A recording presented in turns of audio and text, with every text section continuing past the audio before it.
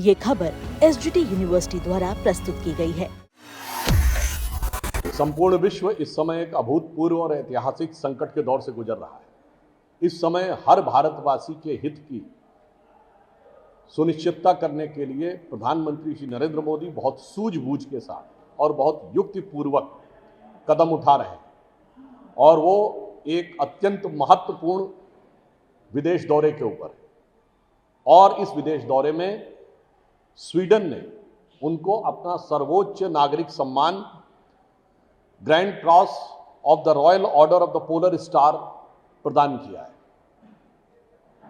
प्रधानमंत्री श्री नरेंद्र मोदी जी को मिलने वाला ये 31वां वैश्विक सम्मान है और यह सम्मान सिर्फ एक व्यक्ति के रूप में प्रधानमंत्री श्री मोदी जी का नहीं है, ये 140 करोड़ भारतवासियों के प्रतिनिधि के रूप में प्रधानमंत्री श्री नरेंद्र मोदी जी का है, जो दर्शाता है कि मोदी जी के नेतृत्व में भारत आज जिस प्रकार से भारत की प्रतिष्ठा, प्रभाव और भारत के प्रति सम्मान सारे विश्व में बढ़ रहा है, ये हर भारतवासी के लिए गर्व का विषय है।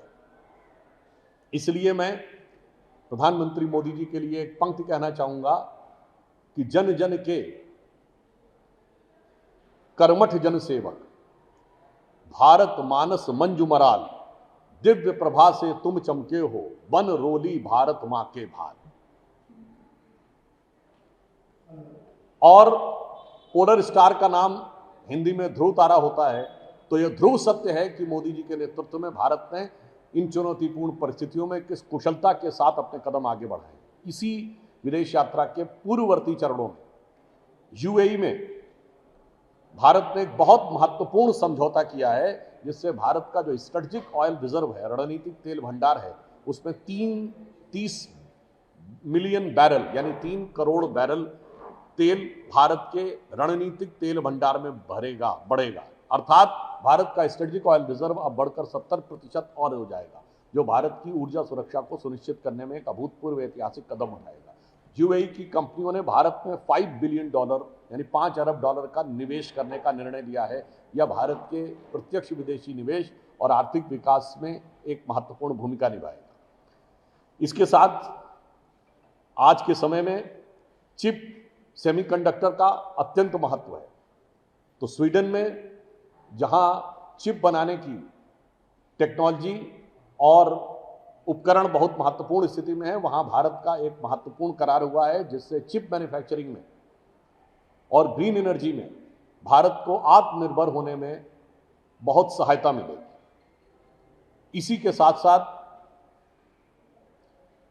1000 वर्ष पुरानी चोल साम्राज्य के ताम्रपत्रों, जो कि राजाराज चोल और कोलोतुंगतोल सम्राट के समय के थे, उनको भी वापस लाने में प्रधानमंत्री मोदी जी सफल हुए हैं। यह भारत के सांस्कृतिक गौरव और प्राचीन चोल साम्राज्य के संपूर्ण विश्व में होने वाले विस्तार के महत्व को दर्शाता है। अतः हम कह सकते हैं कि प्रधानमंत्री जी की यह यात्रा रणनीतिक दृष्टि से यानी स्ट्रेटेजिक ऑयल रिजर्व की दृष्टि से, आर्थिक दृष्टि से यानी प्रत्यक्ष विदेशी निवेश और चिप मैन्युफैक्चरिंग की दृष्टि से, और सांस्कृतिक दृष्टि से अर्थात ताम्रपत्रों, चोल साम्राज्य के ताम्रपत्रों के आने की दृष्टि से, अर्थात रणनीतिक, आर्थिक और सांस्कृतिक means strategic, economic and cultural, तीनों दृष्टियों से अभूतपूर्व और ऐतिहासिक यात्रा रही। और हम ये कह सकते हैं कि इस जटिल परिस्थितियों में प्रधानमंत्री जी ने जिस कुशलता के साथ कार्य किया है, तो उसके लिए हम एक पंक्ति कहना चाहेंगे कि यह संसार मनुष्य के लिए एक परीक्षा स्थल है, दुख है प्रश्न कठोर देखकर होती बुद्धि विकल है। आज सारे संसार में यही परिस्थिति है। यह संसार मनुष्य के लिए एक परीक्षा स्थल है, दुख है प्रश्न कठोर देखकर होती बुद्धि विकल है, किंतु स्वात्म बल विज्ञ सत्पुरुष सही पहुंच अटकल से, हल करते हैं प्रश्न सहज ही अविरल मेधा बल से। तो प्रधानमंत्री श्री नरेंद्र मोदी जैसे सत्पुरुष अविरल मेधा बल से इस समस्या का समाधान निकालने में जुटे हुए।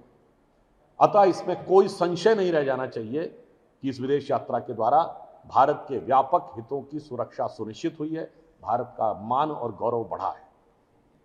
परंतु एक संशय अभी तक है कि भारत की राजनीति के चिरयुवा और चिरव्याकुल नेता, विश्व के सर्वाधिक भ्रमणशील नेताओं में से एक, भारत के इतिहास के सर्वाधिक भ्रमणशील नेता प्रतिपक्ष राहुल गांधी जी की विदेश यात्राओं को लेकर पार्टी ने कुछ दिन पहले जो प्रश्न उठाए थे, उन प्रश्नों का उत्तर आज तक नहीं मिला है। अतः यह संशय और गहरा कर देता है कि उन यात्राओं का स्पॉन्सर कौन था।